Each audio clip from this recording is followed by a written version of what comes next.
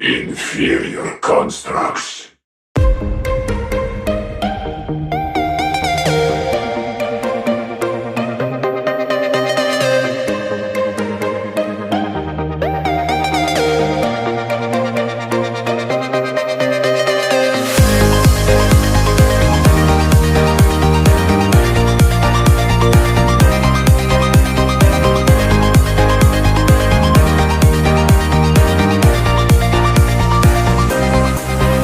Is going to be to side lane minion speed, as instead of side lane minions gaining 120 bonus movement speed up until 14 minutes, that movement speed is going to scale down from 120 to eventually 0 the closer you get to 14 minutes. Smite targeting is going to be more forgiving for this patch. As long as your cursor is within 300 units of an epic monster, then Smite is going to prioritize hitting that monster. In previous patches, this radius was only 125, so bumping it up to 300 is a pretty big change and should make it nearly impossible for you to accidentally smite a champion instead of the monster. Opportunity is going to be adjusted for this patch, with its recipe being changed so that it will now include a pickaxe and a longsword, while Rectrix is being removed. AD on Opportunity is going up from 50 to 55. Movement speed on the item is being completely removed. Lethality from its passive is going up from 10 to 11 for melee and from 6 to 7 for ranged. Ghostblade is going to have its recipe changed this patch, as a longsword is going to be replacing pickaxe. AD is going down from 60 to 55. However, there is now going to be a movement speed as a stat on the item, as it's going to provide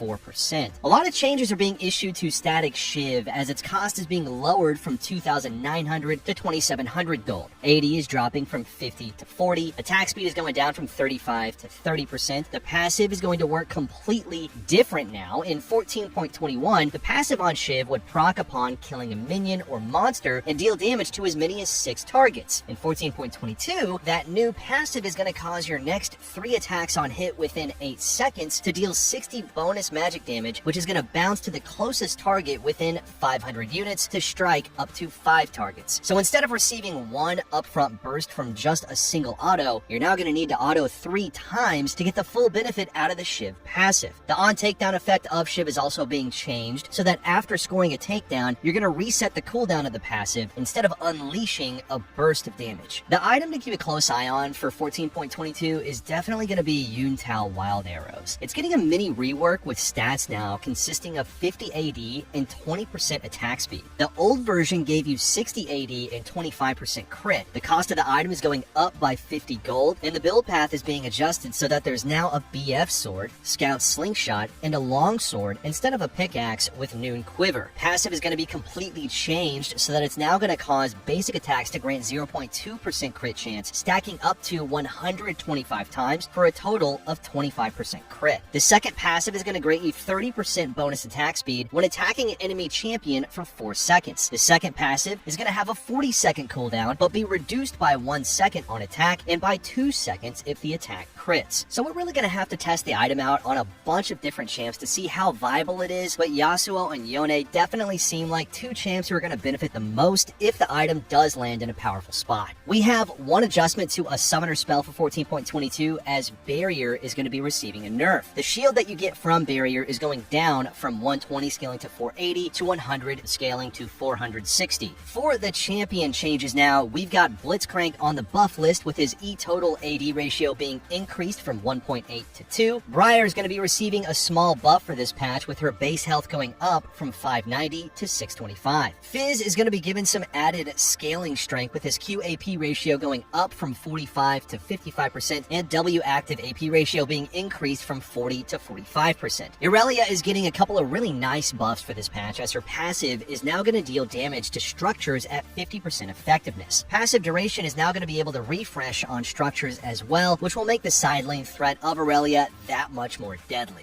Now, a few Katarina buffs are penciled in, with her E cooldown being lowered from 14 to 12 seconds at rank 1, but stays the same at max rank. R cooldown is going to be significantly reduced in the early game, dropping from 90 to 75 seconds at rank 1. However, the cooldown will remain the same at rank 2 and rank 3. Kale's passive is getting buffed for this patch, with the bonus attack speed AP ratio per stack going up from 0.5 to 1%. Rumble is going to be given some added early game power for 14.22, 14.22, as his base health is going up from 625 to 655. We have got a bunch of Swain buffs for this patch, as the champ landed pretty weak after his mini rework from 14.21. Some minor base stat buffs include Swain's magic resist and magic resist growth being increased. Q base damage is going up from 60 scaling to 160 to 60 scaling to 180. E cooldown is going to be lowered from 14 scaling to 10 seconds to 12 scaling to 10 seconds. Our heal ratio is up from 1.25 to 1.5% bonus health. Non-champion heal ratio is up as well from 0.125 to 0.15% bonus health. Riot wants to provide some power to on-hit Varus for this patch, so they're going to be increasing his W base damage, going from 5 scaling to 25 to 8 scaling to 28. Vayne is going to have her R buffed, as the bonus AD is going up from 25 scaling to 55 to 35 scaling to 65. Vel'Koz is going to be receiving a few cooldown buffs, with his E cooldown dropping by 2 seconds at rank 1, and R cooldown is going to be lowered from 120 scaling to 80 seconds to 100 scaling to 80 seconds. Vi is going to be getting a bit tankier for this patch, as her passive shield health ratio is being increased from 12 to 14% max health. There are 2 buffs headed Wukong's way, with his base mana going up from 300 to 330 and W cooldown being lowered from 22 scaling to 14 seconds to 18 scaling to 14 seconds. Moving on to the champion nerfs now. Aatrox is first up, with his R being targeted. Bonus AD from R is going down from 20 scaling to 45% to 20 scaling to 40%. So, more of a hit to the level 11 onwards of Aatrox, but nothing that's going to affect his early game strength. Anivia has been the highest win rate mid laner as of recent, so she is going to be getting nerfed for this patch, with her armor growth dropping from 4.9 to 4.5, and EAP ratio takes a small dip, going from 60 to 55%. Corki's getting nerfed in 2 different ways, as his mana growth is dropping from 54 to 40, so a little more incentive towards building Manamune on Corki instead of going for the Collector into Infinity Edge. Attack damage growth is also down from 2.5 to 2. Illaoi is going to be receiving a few base stat nerfs, with her mana growth dropping from 60 to 50, and base AD is going down from 68 to 65. Jax is going to have his R nerfed in 2 different ways, as the cooldown is being increased by 10 seconds at all ranks, and R active damage is dropping from 150 scaling to 350 to 100 scaling to 250. Lilia is going to be losing some durability for 14.22, as her armor growth is dropping from 5.2 to 4.5. Passive base heal against monsters is going down as well, from 39 scaling to 54 to 39 flat. Mordekaiser is going to be receiving a nerf to his E, with his base damage going down from 70 scaling to 130 to 60 scaling to 120. AP ratio on E is getting hit as well, dropping from 60 to 40%. Poppy is being targeted with a few base stat changes, as her base AD is going down from 64 to 60. Base attack speed is going up, however, from 0.625 to 0.658. Seraphine is going to be nerfed for 14.22, as her QAP ratio is going to be lowered from 60 to 50%. Shin's going to be receiving a couple of nerfs, with his passive cooldown going up by 1 second. However, the cooldown refund is being increased from 4 scaling to 7.5 seconds to 4 scaling to 8 seconds. Our shield is going to be quite heavily nerfed later on, as it's being lowered from 130 scaling to 450 to 120 scaling to 320. Health ratio on our shield is down as well, from 16 to 15%. Sylas won't be quite as durable moving forward, as his health growth is being targeted,